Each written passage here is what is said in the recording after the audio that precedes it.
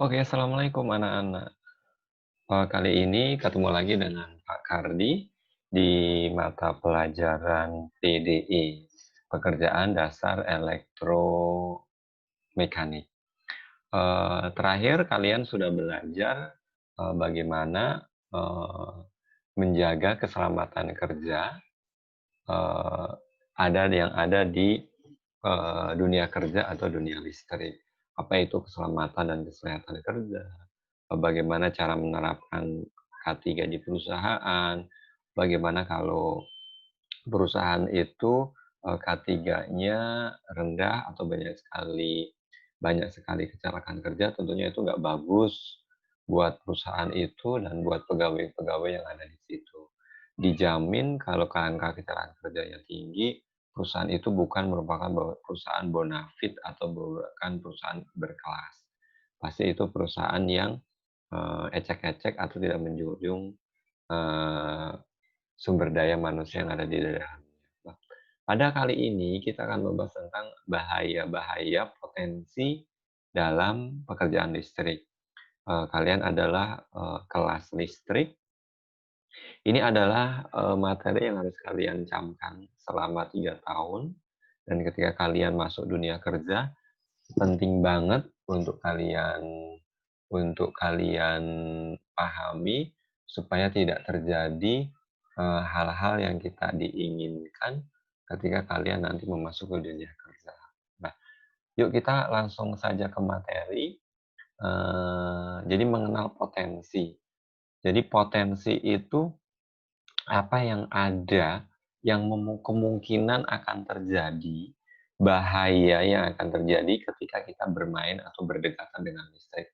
Karena listrik akan menjadi sahabat kita, dalam hal ini akan menjadi mata pencaharian atau pekerjaan kita. Jangan sampai sesuatu yang menjadi pekerjaan atau yang menjadi mata pencaharian kita, kita itu justru akan mencelakakan kita. Amit-amit bahwa listrik bisa membunuh kita, jangan sampai. Kita harus mau menjinakkan dan menjadikan listrik itu kawan sumber energi yang bisa digunakan untuk kehidupan kita semuanya.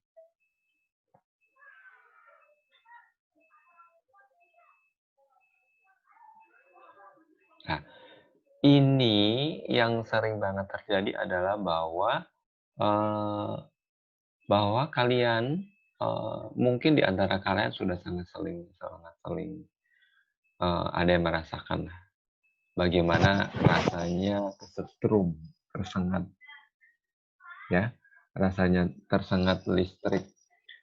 Ini ada yang kena luka bakar dalam waktu yang berlama, bisa sampai saraf otak dan bisa lumpuh. Lah ini bisa jantungnya keserang, bisa berhenti.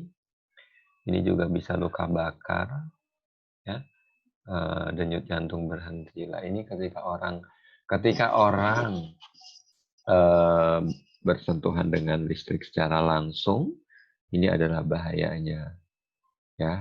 Ada luka bakar, terus ada saraf-sarafnya kena, pembuluh darahnya bisa pecah, jantungnya berhenti. Ya kalau udah jantungnya berhenti, innalillahi, amit-amit ya, jangan sampai kita seperti itu. Nah, kemudian salah satu hal supaya hal-hal yang perlu diperhatikan biar kita tidak terhindar dari bahaya atau potensi potensi kesetrum atau kebakaran tadi adalah ini salah satunya nih. Awas, kabel ini jangan sampai terkelupas. Bahaya kalau sampai terkelupas bisa masuk. Ya, jangan sampai kabel itu bagaimana solusinya ya harus diisolasi atau harus dibungkus dengan solasi listrik. Terus jangan menggunakan tubukan colokan yang seperti ini. Ini tidak aman untuk kita semuanya. Bahaya sekali ini bila kabel di rumah kalian ada yang terluka, bahaya. Nanti lupa, tidak sengaja pada saat nyolokin atau pada saat jalan, ini bisa kesetrum gitu. Ya, satu jadi hal yang bisa supaya kita tidak terkena potensi setrum adalah kabelnya jangan terkelupas. Nah, terus yang berikutnya adalah, eee, nah ini jangan bermain peralatan listrik.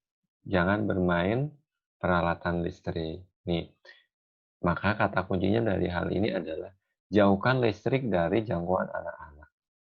Kadang anak-anak itu bermain, mainan listrik tanpa sepengetahuan orang tua. Padahal itu bukan mainan, itu adalah bisa jadi alat kerja atau bisa jadi alat bantu pekerjaan yang menurut anak kecil itu, eee, menjadikan dunia permainan. Itu sangat tidak boleh, menjadikan, permainan. Hindari yang kedua adalah menghindari anak-anak untuk bermain peralatan listrik. Caranya bagaimana? Salah satu caranya adalah colokan yang ada di rumah, stop kontak yang ada di rumah kalian itu, harus ditutup ya. Kalau perlu dilakban supaya tidak terjangkau oleh anak-anak. Terus, nggak boleh meletakkan peralatan pembantu ini, entah itu bentuknya, harus dari jangkauan anak-anak. Jangan sampai anak-anak itu mudah mengambilnya kemudian nyolokin sendiri, itu bahaya. Terus yang berikutnya adalah yang harus kalian pahami, di sini adalah jangan bermain layang-layang dekat listrik. Ada yang suka layang-layang? Ada ya? Bapak dulu juga sering main layang-layang. Nah, bermainan di lapangan terbuka. Nah, ini contoh bermain di lapangan terbuka dan yang samping ini contoh bermain di dekat jaringan listrik, bahaya. Bahayanya yang sangat bisa potensinya adalah ya kesetrum dari kabel itu, apalagi kalau kabelnya dalam posisi basah atau hujan, kalian bisa kesetrum ya. Atau bisa jadi kalau nggak kesetrum, ini memunculkan kabel, 1 dan kabel 2 ini terhubung. Kalau kalian sudah menghubungkan kabel 1 dan 2 itu bisa terjadi konsleting. Yang konsleting bukan rumah lagi, tapi jaringan instalasi dalam satu desa atau satu kampung itu nanti akan terganggu, akan terputus karena konsleting.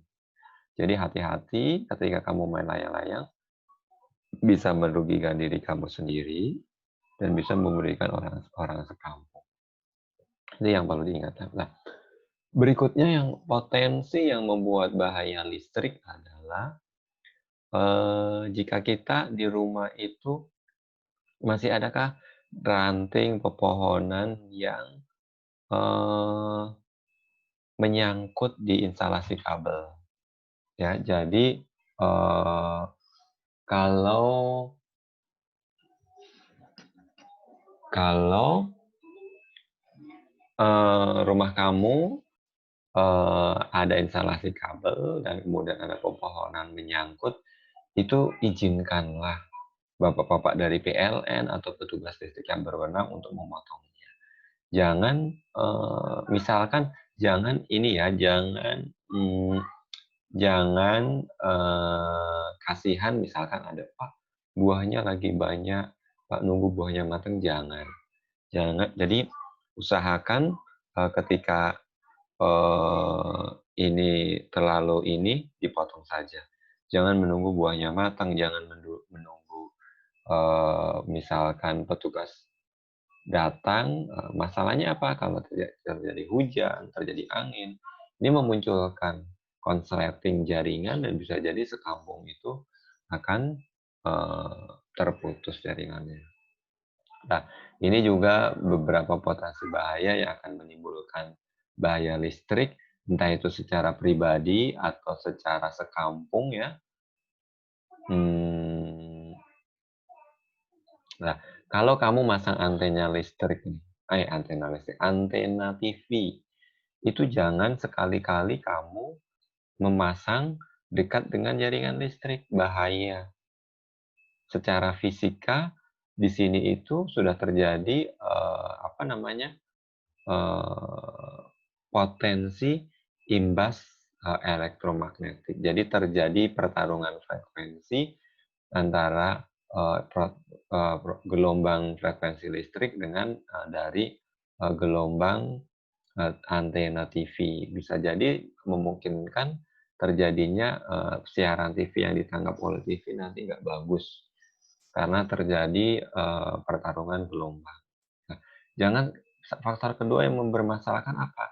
Jika kamu, memutar atau memasang, lupa bergerak, tiba-tiba mau jatuh atau mau bergeser ketika kamu, bersenggolan dengan kabel listrik, itu bahaya. Bahayanya itu. Terus kemudian, bisa jadi, listriknya itu nyetrum sampai listrik listrik yang ada di dalam. Ketika di atasnya konslet, ke dalam listrik sampai ke TV meleduk. Syukur kalau cuma TV-nya, kalau sampai ke seluruh jaringan rumah atau orang-orangnya itu lebih bahaya. Dan berikutnya adalah, hati-hati juga dengan memasang lampu sendiri. Kita sering tahu banyak, warga kita memasang lampu sendiri, ngambil lasuk atau nyuntik langsung dengan kabel PLN tanpa seizin. Padahal ini listrik miliknya negara, listrik miliknya PLN, eee, kalian harus apa namanya nih, sebenarnya bahasa kasarnya adalah nyolong ini. Karena tidak resmi, tidak pamit, tidak izin, dilakukan secara sendiri. Ini kalau terjadi sesuatu PLN tidak mau bertanggung jawab. Misalkan yang masang amit-amit kesetrum, jatuh, patah tulang, atau tergantung kesetrum, ini nggak ada PLN nggak mau yang terlalu. Walaupun tujuannya baik untuk menerangi jalan kampung, tapi kalau tidak seizin sesuai peraturan PLN itu bahaya. Potensi-potensi bahayanya adalah ya tadi, kesetrum, terjatuh, patah tulang, mati tergantung, itu yang harus dihindarkan, potensi-potensi bahaya. Yang berikutnya adalah bila terjadi bencana alam berupa banjir. Bagaimana supaya terhindar dari potensi bahaya listrik? Yang pertama tentunya adalah matikan terlebih dahulu jika masih memungkinkan, matikan terlebih dahulu meteran pusat yang ada di rumah, ya. Jadi dalam hal ini tidak terjadi lagi, aliran listrik yang ada di rumah kita, ya. Gawat kalau yang terjadi listriknya masih mengalir, eee, apa namanya, bisa jadi seluruh rumah kesetrum, gawat sekali itu. Tangan kita basah, memegang peralatan kesetrum. Bahkan kita tahu adalah air adalah bagian dari, penghantar aliran listrik. Bisa jadi nanti kesetrum semuanya, ya. Jadi kalau kita terjadi banjir besar, maka matikan terlebih dahulu, meteran yang ada di rumah kita. Yang ada di rumah kita itu harus, kita matikan terlebih dahulu, ya. Itu yang perlu diingat. Kemudian jika sampai terjadi pengungsian, kalian harus menghubungi PLN, biar PLN itu memutuskan jaringan kalian di rumah, ya. Kalian tidak boleh untuk mencabut kabel penghubung dari tiang listrik, tower listrik ke yang rumah kalian, itu bukan ranah kita, itu ranah PLN. Jadi tidak boleh menyambung, sendiri, memasang sendiri. Apalagi listrik-listrik sekarang itu adalah listrik pintar, smart pintar. Kita tidak bisa menyambung, kalau menyambung nanti meterannya pasti tidak akan berjalan. Karena di sana berisi berbagai macam, kode-kode, atau serial number untuk mengaktifkan, jaringan-jaringan, yang ada di, rumah penduduk. Itu pesannya ya. Nah, berikutnya adalah, eee, cabutlah stop kontak sebelum memperbaiki, listrik ya. Kadang kita merasa pede, bagaimana, memperbaiki TV kita misalkan atau radio kita atau itu tolong dicabut dulu. Nih, ini dicabut dulu, dicabut. Bisa jadi terjadi arus bocor atau sesuatu yang tidak memungkinkan, ya. Listrik itu masih mengalir. mengalir dari sini ke seluruh instalasi TV. Tapi ketika dicabut seperti ini, itu tidak ada aliran, kita udah bebas ngotak-atik TV yang sedang direparasi. Tapi kalau masih terabut ini bisa jadi kemungkinan bahaya potensi kesetrum itu masih ada.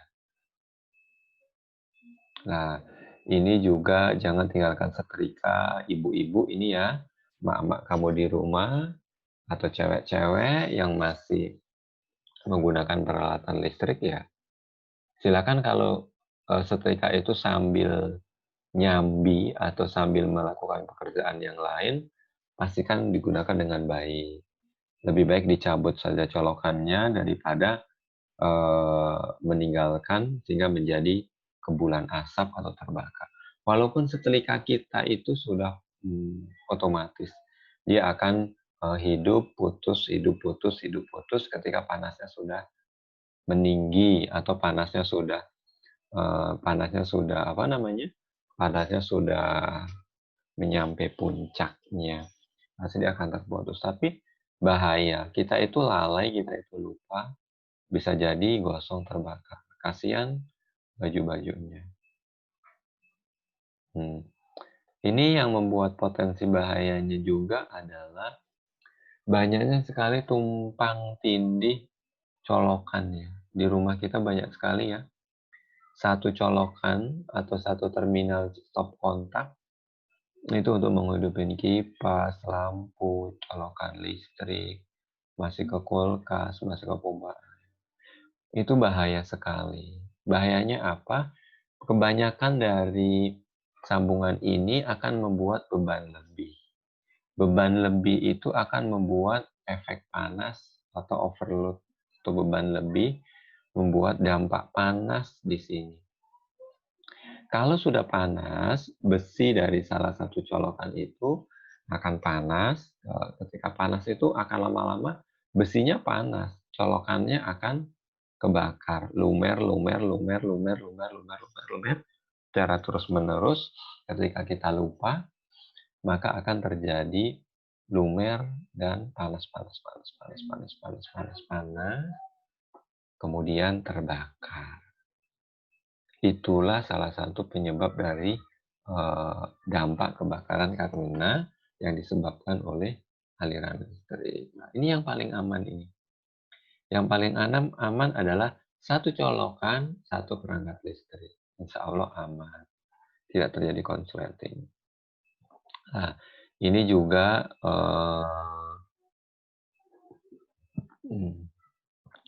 ini adalah zaman dulu sebenarnya masih menggunakan sikring. Kalau sikring di rumah kita putus, dulu termasuk bapak sering menggantinya dengan kabel serabut aja, satu kabel atau satu kabel rambut. Tapi sekarang PLN sudah tidak menggunakan kabel serabut, karena sekarang sudah menggunakan MCB, miniatur circuit breaker.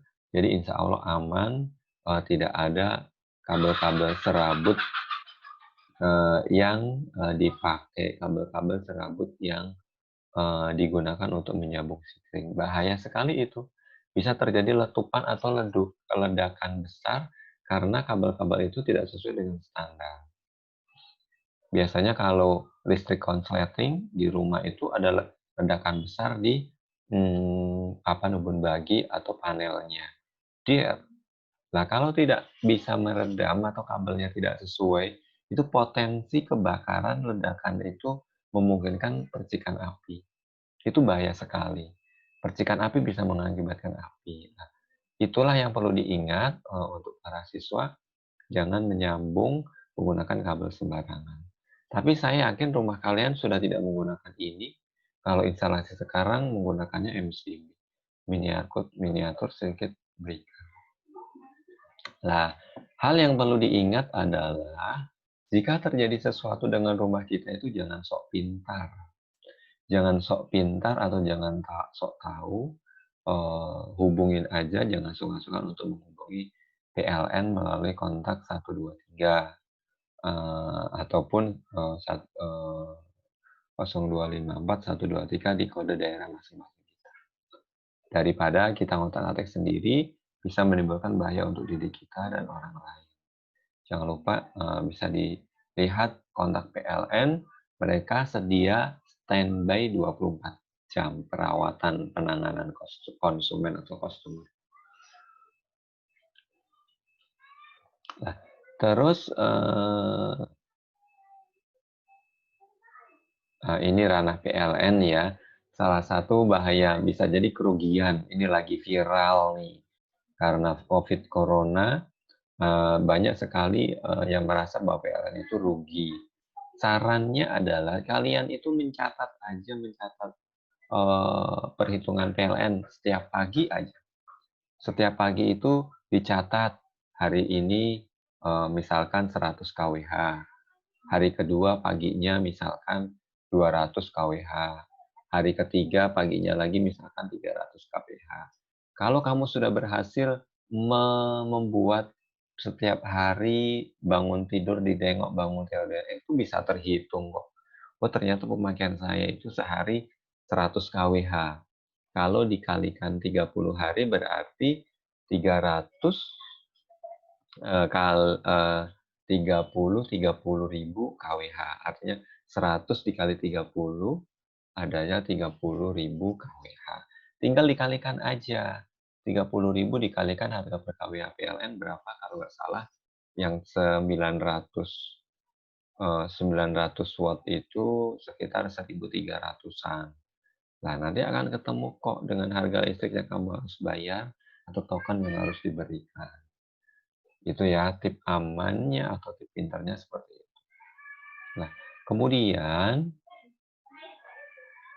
ini nggak penting.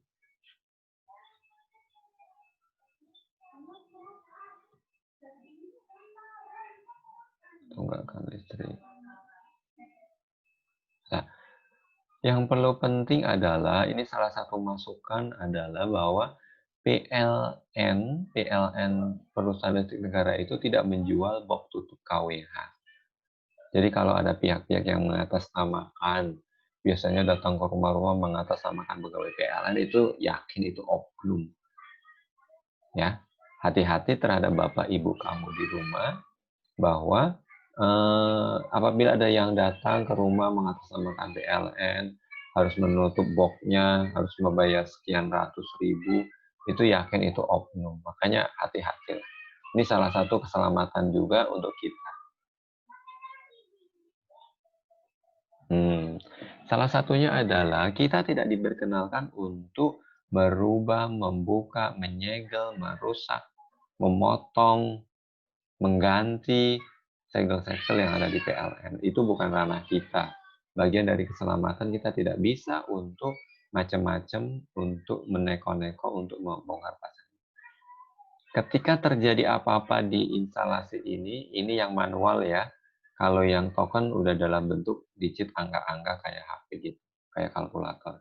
Ketika terjadi apa-apa yang berkaitan dengan kita tidak boleh untuk mengotak-ngatik. Telepon saja 123 PLN. Kecuali di luar jaringan ini yang ke dalam rumah, kita masih bisa mengotak-ngatik. Tapi kalau ini jangan berani-berani.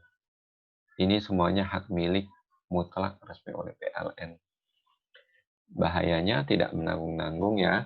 Kalian juga bisa dituntut secara hukum kalau kamu membuka segel ini. Sudah rugi, sudah dituntut hukum, bisa jadi kamu dipolisikan atau dipenjara. Nah, ini hal-hal yang tidak boleh ditiru ini terkait hal-hal pemasangan entah itu instalasi bangunan yang ada. Ini bikin papan reklame dekat sambungan listrik, papan reklame dekat sambungan listrik.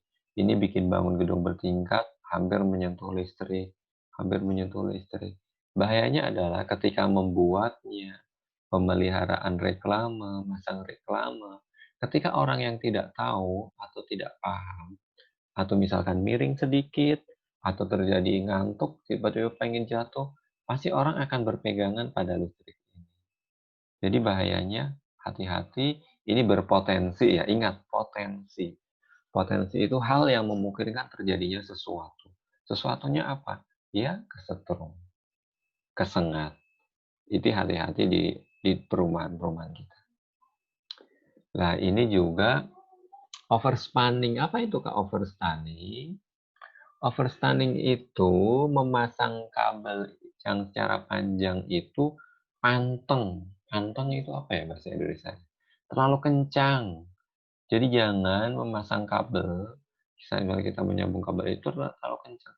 Biarlah ngendelong dikit, biarlah landai dikit. Kenapa? Karena ada faktor pemuaian. Nanti kalau panas, entah itu panas kena matahari atau panas kena aliran listrik, dia perlu memuai juga,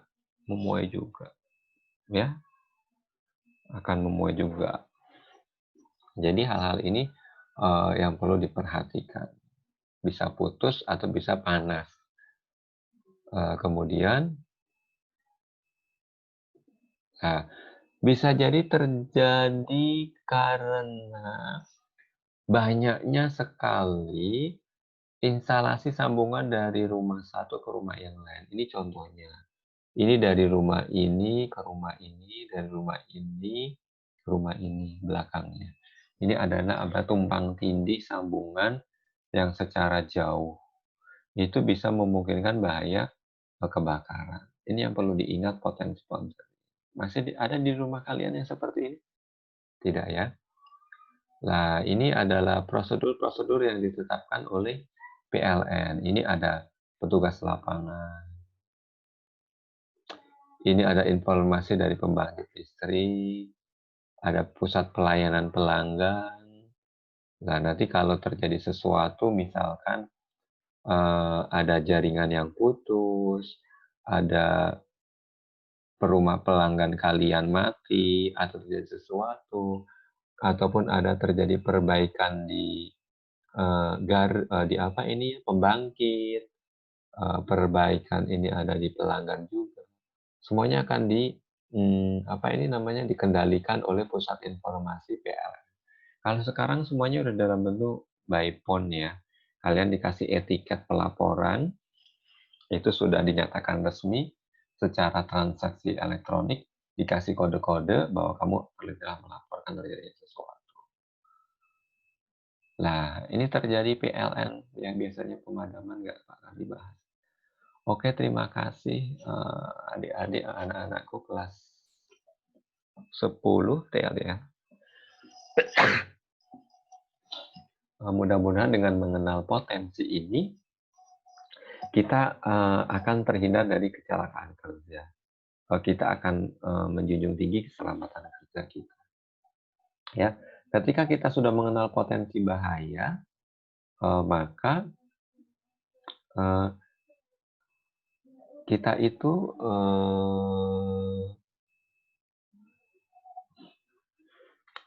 itu akan terhindar dari kecelakaan kerja.